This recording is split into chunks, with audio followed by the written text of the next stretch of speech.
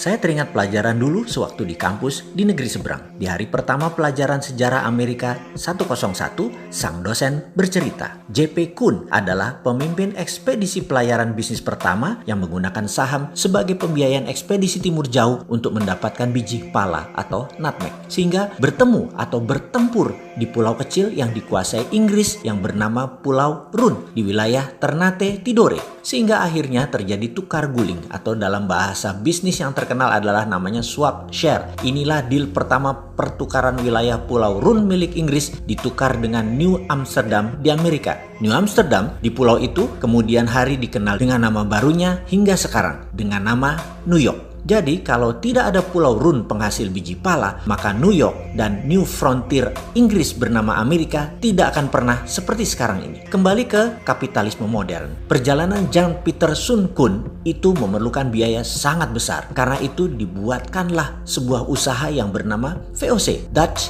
East Indies Company, milik berbagai pengusaha Eropa berbasis di Belanda. Mengapa multi owners? Karena semakin banyak yang store saham, semakin kecil risiko yang ditanggung dalam perjalanan yang berbiaya sangat besar tersebut. Inilah asal muasal awal kapitalisme modern, yaitu modal bersama urun dana di bursa keuangan. Maaf, ini juga yang jadi alasan Santara lahir. Berdasar dua pengalaman sejarah, Colleganza Venezia dan VOC-nya Belanda. VOC adalah perusahaan pertama di dunia yang menjual stok atau sahamnya agar bisa dimiliki banyak pemodal secara masif. Karena itu, mereka terdiri dari pemilik 17 pemegang saham besar. Beda dengan Colleganza, pemegangnya orang kecil. Oke, nanti kita jelaskan lengkap di chapter khusus untuk Colleganza Venezia ini. VOC juga perusahaan pertama di dunia yang sahamnya dimiliki oleh multi-international owners. Ditambah dengan 21 tahun pemberian hak kelola spice, rempah, menjadikan VOC adalah perusahaan mega korporasi pertama di dunia. Hak yang utamanya adalah mengeksploitasi rempah Nusantara. VOC menjadi model pertama di dunia atas mega korporasi yang merubah dunia bisnis, dunia finansial, dunia saham, bursa efek, dunia sosiopolitik ekonomi, military political diplomasi, maritime exploration, dan penjajahan ekonomi oleh perusahaan global. Sengaja saya menuliskan panjang sejarah VOC ini agar bisa mengingatkan dari sejak awal Endos Nesos ini berdiri. Negara kepulauan terbesar di dunia ini adalah ditakdirkan sebagai global player. Banyak peristiwa besar yang membuat dunia seperti sekarang ini dilahirkan dan besar karena Indonesia. Juga mengingatkan bahwa Indonesia itu dijajah oleh VOC loh ya, dieksploitir secara ekonomi sumber daya alamnya. Kekuatan militer Hindia Belanda di setiap wilayah VOC yang membayar overheadnya bukan pemerintah kerajaan Belanda, tetapi swasta, yaitu VOC itu sendiri. Korporasi membayar power itu biasa. Lalu yang dibayar tadi juga tahu diri, yaitu agar langgeng VOC di negara jajahan sumber daya alam dan manusianya sampai habis, maka wilayah itu dilindungi dengan ketat oleh tentara. Samalah dengan Tiongkok, negaranya melindungi bisnisnya di negara lain. Pemerintah Amerika melindungi swastanya di Timur Tengah dan di seluruh dunia dengan 800 pangkalan, mulai dari pangkalan militer fisik yang terlihat hingga safe house. Mudah-mudahan pelajaran beginian bukan menyindir ketika ada pejabat miring ke salah satu karena dia tidak paham geostrategi negara lain. Maaf loh ya, maaf. Biasanya, ya kalau tidak paham, ya kaki tangan mereka. Wis, itu saja. Kembali ke VOC